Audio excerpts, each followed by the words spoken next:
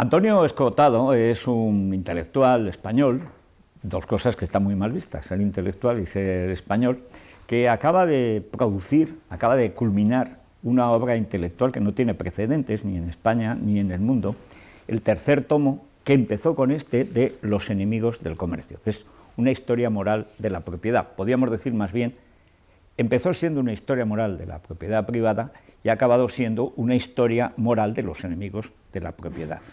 Y yo creo que hay pocas veces, es la primera vez que yo veo a Antonio Escotado, en las que puedes manifestar a un autor cuya obra has leído, así que de momento, aunque los tomos sean gordos, ya hay dos que han leído la obra, el que la ha escrito y un servidor, la admiración que te puede producir, porque es muy difícil en estos tiempos tomarse pues 15, 20 años de vida en trabajar sobre una idea, continuarla y tener la fuerza moral y también la salud física para mantenerse intelectualmente a flote.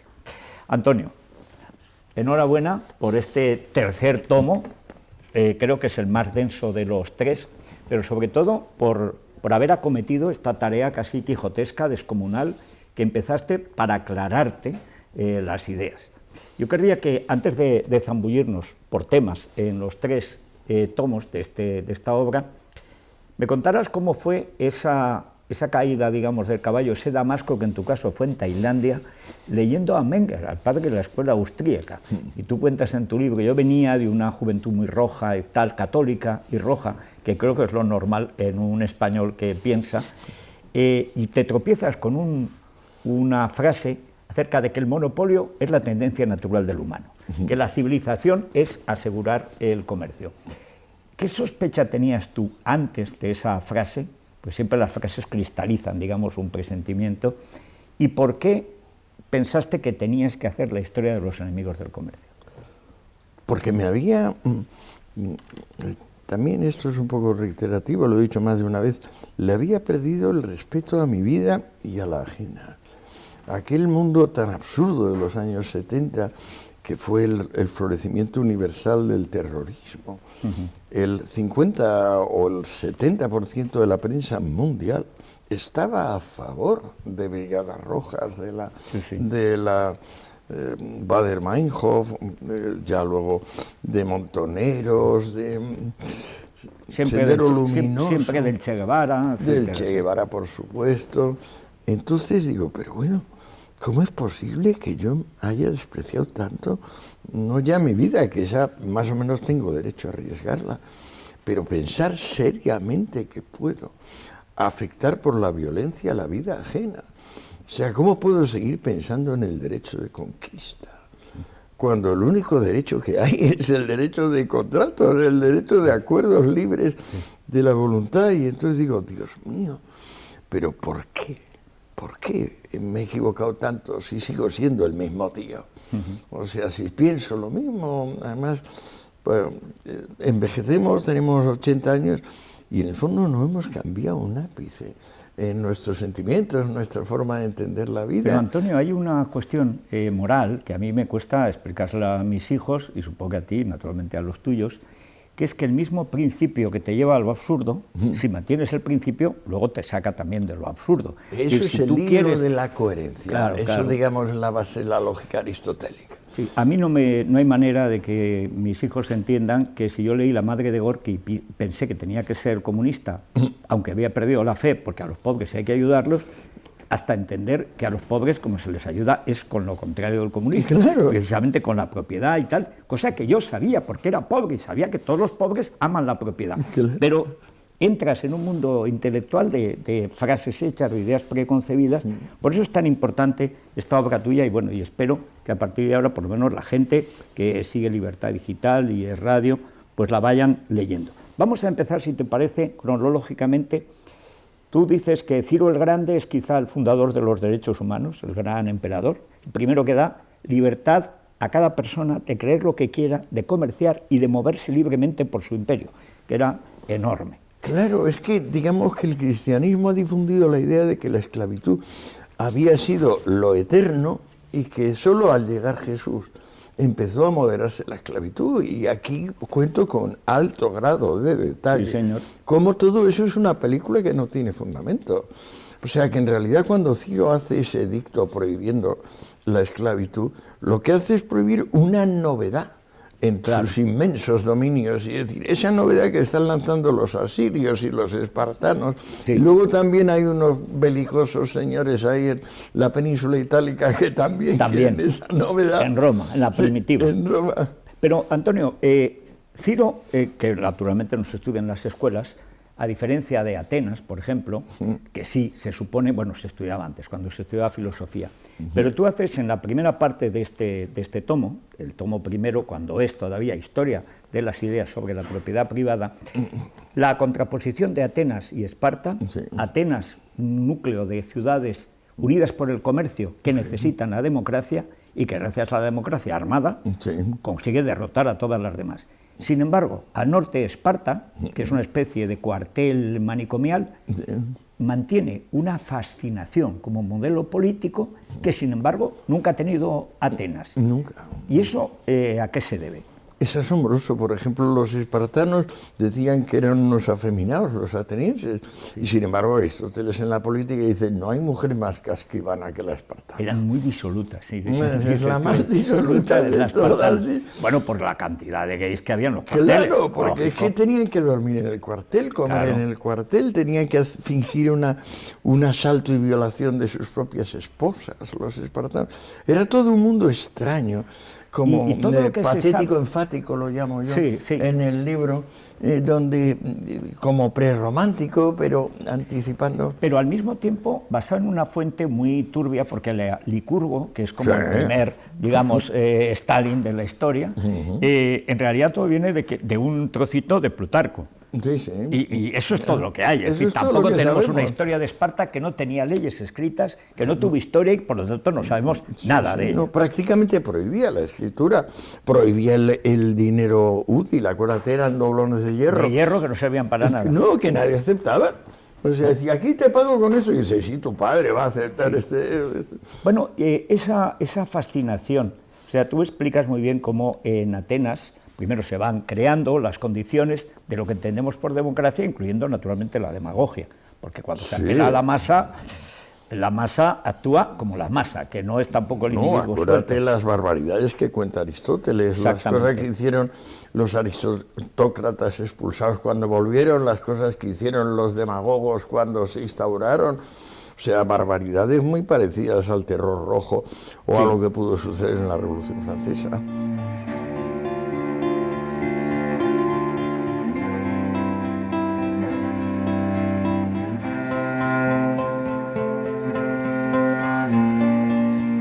Roma siempre se ha considerado la hija de Atenas, en teoría, la hija de Grecia, mejor dicho. Sin embargo, la verdad es que a pesar de Eneas y de la Eneida y del intento de dignificar, digamos, el origen de Roma por Virgilio, pues lo cierto es que su canon acaba siendo Esparta. Nunca es Atenas. Claro, son hijos de una loba, quiere decir hijos de una pobre prostituta, que se matan los hermanos el uno al otro. O sea, la historia no puede ser más digamos, lúgubre. ¿Por qué, sin embargo, hay momentos que se producen, luego lo explicas después al final de la Edad Media también, hay momentos en la historia de Roma, por ejemplo con Augusto, en los que, digamos, la realidad se impone y el imperio prospera. Ya incluso el siglo II, con Antonino Pío, etcétera, cuando llegan los de la Bética primeros para recuperar un cierto orden racional, que el imperio se expande enormemente. Sin embargo, siempre se recae en fijar los precios. Y hablas del edicto. Bueno, fijar los precios. Acuérdate que yo le doy mucha importancia a un asunto que a mi juicio no se le había dado, que es que el esclavo está desmotivado. Claro. El esclavo es el trabajador más ineficaz que puede imaginarse. Y el Imperio Romano, y antes ya del Imperio, lo que se va produciendo es una sociedad crecientemente esclavista, claro, que el cristianismo apoya. Acuérdate las 2 epístolas a los romanos de Pablo, que prácticamente apoyan, porque dicen: el esclavo está mejor situado que tú en la línea del cielo. Sí, o sea, llegará antes. Cuanto peor, mejor. Cuanto peor, mejor, sí. Que luego esto lo va a tomar Marx y Blanquito, claro, los teóricos comunistas. Pero el elemento, digamos, novedoso es cuando hablas de los ebionitas, los ebionim, que son el pobrismo, digamos, los pobristas, podríamos decir, los pobristas. ¿Qué elemento hay en la historia de los judíos, digamos, en la parte de lo que siempre decía tipo Antiguo Testamento, es decir, antes de Jesús, y qué elementos, si hay alguno novedoso, hay en los esenios y en Jesús de Nazaret, o el Nazor, el nazoreno, como dices, sería lo correcto, que es el Salvador, Nazor. Claro, sí. Nazor. ¿Qué hay de clásico judío y qué hay de moderno, digamos, en el mensaje cristiano que tú cifras en el Sermón de la Montaña? Pues mira, ahí está que la cosa es un poco compleja porque hay como una intersección histórica. Por una parte están la pendencia eterna dentro de los judíos entre la corriente profética y la corriente de la sabiduría, digamos, entre Salomón y la furia de Amós, que los celotes, etc. Malditos los que disfrutan tranquilamente, esos son los que el Señor castigará, que es algo así como una consagración del rencor para siempre. Y eso se entrecruza con el hecho de que el Imperio Romano está empezando a ver hombres de negocios. O sea, no hay solamente conquistadores, claro, o compradores y vendedores de esclavos, que era el negocio. Digamos, empieza a haber, además del mercado de esclavos, el mercado de cosas. Y entonces, esa es la sorpresa que he ido obteniendo, que no sabía antes de empezar la investigación, pero que ahora, digamos, la he ido constatando, de que cada vez que se produce un auge de la prosperidad, se produce también una multiplicación de la movilidad social. Cada vez que se produce una multiplicación de la movilidad social, se mueven, digamos, las madres del resentimiento. Hay una reacción siempre. Sí, y entonces vuelve a ser odiosa la libertad y vuelve a ser maravillosa la seguridad. Pero una seguridad basada en negar la libertad, que es una seguridad imaginaria, por supuesto. Pero esa es una cosa a la que periódicamente recurres, que quizá valdría para un pequeño ensayo, no por el título de Fromm, el miedo a la libertad, que es demasiado frankfurtiano, ¿no? Pero hay una especie de angustia ante lo nuevo, ante la libertad, que es que a la mayoría de la gente... Vértigo lo llamo yo. Sí, es que yo creo que es así, porque solo eso se explica el carácter recurrente. Es decir, hay tanta apetencia de libertad como de esclavitud. Sí. Y es una constante en 2500 años que conocemos desde Atenas, que están perfectamente documentados, que eso se produce. Hay un momento, después de Constantino, digamos, que establece una cuestión básica, primero, el cristianismo como religión del imperio, es decir, la divinificación, la deificación del Estado y del emperador, y una cosa que se mantiene durante 1000 años, que es la condena del interés, que viene de los judíos, además, que copian de los judíos, tú cuentas ahí, que a mí es de lo que más me ha interesado, porque esa parte no la conocía, que los judíos dicen, prestarás a todas las naciones, pero no a los tuyos, y no pedirás prestado, cobrarás interés a todos, pero no a los judíos. Y entonces, claro, los católicos dicen, bueno, la idea es buena, pero para todo el mundo. En el momento en que no se cobra por el dinero, se colapsa la economía. Se colapsa. Bueno, ¿estamos viviendo eso otra vez? Pues sí, pero fíjate que además ahí sí sigues una estadística del tipo de descuento de la Reserva Federal Americana, que viene a ser como el banco de los bancos del mundo, te das cuenta de que hay unas fluctuaciones bestiales. Yo, por ejemplo, referencio en el tomo 3, como, si no recuerdo mal, en la época inmediatamente anterior a Clinton, Reagan, sube al 11%. Y ahora estamos al 0,2, me parece. Sí. En realidad estamos por debajo de cero. O por debajo de cero. Probablemente. Iniciado por los financieros japoneses, hace unos 20 años o 25. Claro, esto induce una serie de pasmos, confusiones, nadie lo entiende. Pero es evidente que si no se paga por el esfuerzo de ahorrar dinero, o por lo que llamaba a Keynes preferencia por la liquidez, es evidente que si no se paga por eso, y Marx lo olvida por completo, dice que son Marx odia el ahorro. Claro, lo odia, dice que lo en el llama comunismo, monsergas dice científicas. que podríamos cazar por la mañana, pescar por la tarde, trabajar si queríamos, tal. Hasta que llega la Fargue, cubano al fin, dice el derecho a la pereza, es decir, a no y el hacer otro nada. le dice, no, cuñado, que no, Bueno, yerno mío, ahí te vas a meter en problemas. Pero cuentas como en la Edad Media, frente a la condena canónica del interés, sin embargo, poco a poco, en las ciudades italianas, en los templarios, que no dejan de ser los primeros grandes banqueros de Occidente, los templarios, que España es el segundo país templario, después de Francia. El Camino de Santiago, España está lleno de templos y, por tanto, de bancos. Porque en la práctica los templarios lo que crean es la primera gran red de sucursales, como explicas en tu libro. Porque de alguna manera complementan la letra con un recibido, un cheque, que es muy eficaz. Que te da seguridad. Ellos te aseguran un papel en clave, entonces iba en clave todo. Pero en Destino había un señor que decía, sí, lo entiendo, aquí tiene usted el equivalente de lo que puso a lo mejor a 3.000 kilómetros. Lo que cuentas de las repúblicas en Génova, en Venecia, luego que fue la más rica, pero no es lo único, ciudades-estado, de alguna manera recuerdan, eso sí, Atenas, ciudades comerciales, se convierten en estados para proteger su comercio, y al final son poderosísimas, siendo pequeñas. Brujas, Amsterdam, bueno, tremendo. Eso está bien, incluyendo, por ejemplo, lo que cuentas de cómo nacen las Provincias Unidas de Holanda, cómo se hacen prósperas cuando no tienen más que el comercio. Y en el fondo Gran Bretaña es lo mismo. Es decir, tienen el comercio, pero el comercio es lo que las hace ricas. Sin embargo, hay un momento en este primer tomo, que es cuando empezamos con la excepcionalidad francesa, con la Ilustración. A mí me asombra, el país más rico de Europa, del mundo, probablemente el más favorecido por la fortuna, tiene una tendencia natural a estropearse, a suicidarse.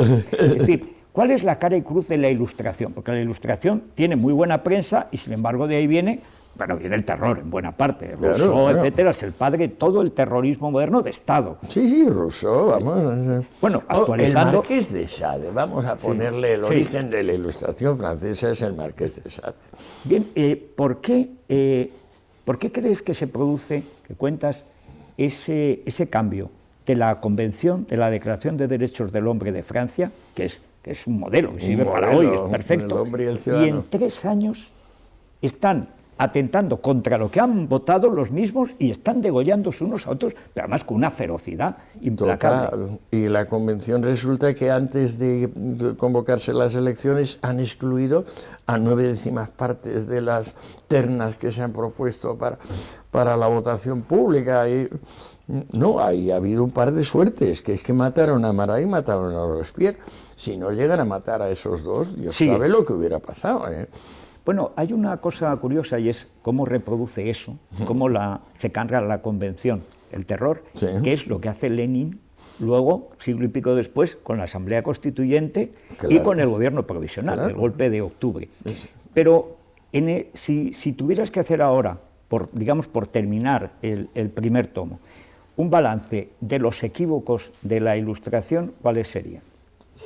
Pues para los franceses, odiar a Montesquieu, que es la Ilustración propiamente dicha, es el hombre que por primera vez entiende que el trabajo esclavo no funciona y que además te lo demuestra con aquellas minas de Hungría de cobre que también tienen su parte que llega a Bulgaria y a Turquía, es la misma beta, y el resultado que se obtiene de la explotación con hombres libres bien pagados y con esclavos prácticamente no pagados es superior. Sí, señor.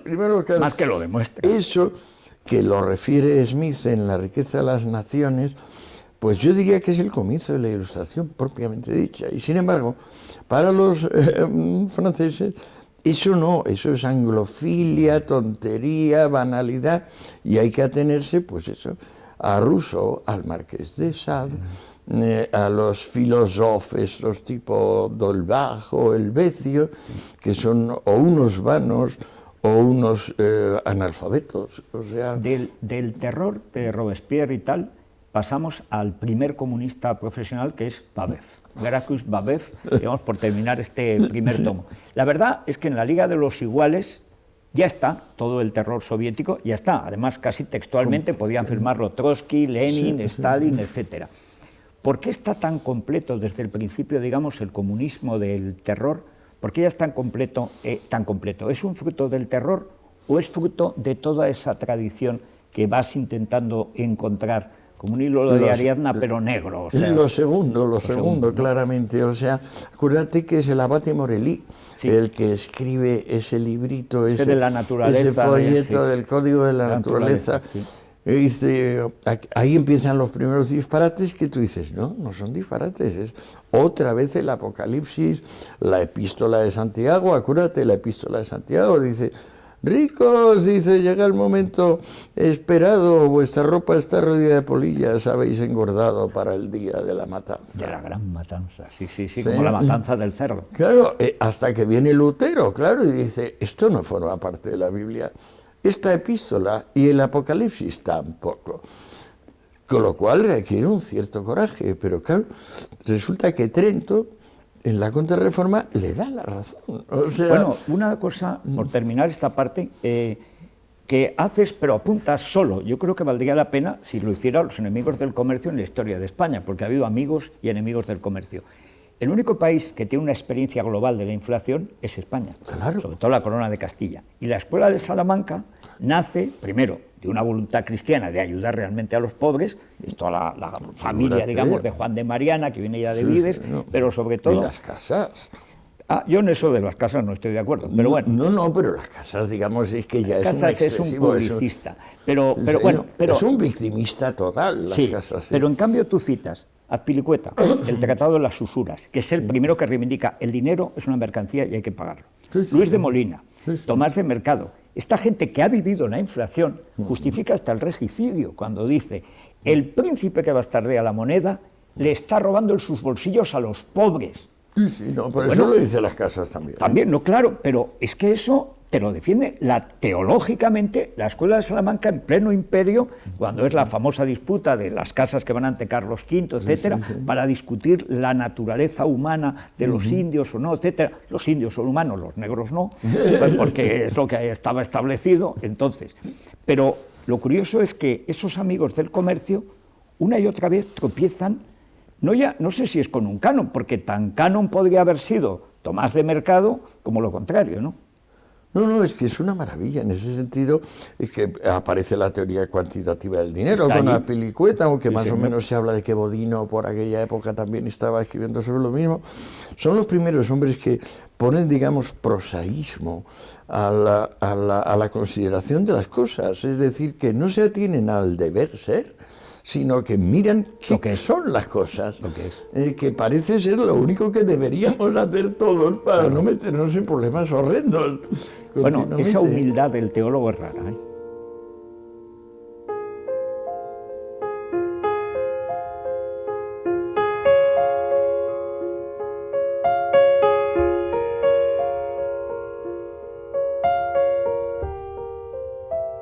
Acuérdate que, por ejemplo, Molotov le dice a Stalin como avergonzado, oye, me ha confesado Mao que no ha leído El Capital. Y Stalin le dice a Molotov, yo tampoco. Hay una cosa que cuentas muy bien, que la descripción de Marx como un ser que luego pasa con Lenin lleno de odio. Es movido por una máquina de odio tremendo, igual que Lenin es un insultador absolutamente salvaje contra cualquiera, pero además venga o no venga a cuento, es un tío que está un volcán continuo. Lenin le da ante 40 de fiebre y dolores articulares en cuanto alguien le contradice. Vale la pena leer el párrafo porque alguno pensará, bueno, exageran un poco. No. Dice esta fiera, está claro, señores, el propio canibalismo de la contrarrevolución convencerá a las naciones de que solo el terror revolucionario puede abreviar, simplificar y concentrar los criminales trances agónicos de la vieja sociedad y los sangrientos espasmos unidos al nacimiento de la nueva. Está claro, señores, no tenemos compasión ni la pedimos. Cuando nos llegue la vez, no habrá excusas que valgan para el terror revolucionario. Este es Carlos Marx, que presentan como un teórico.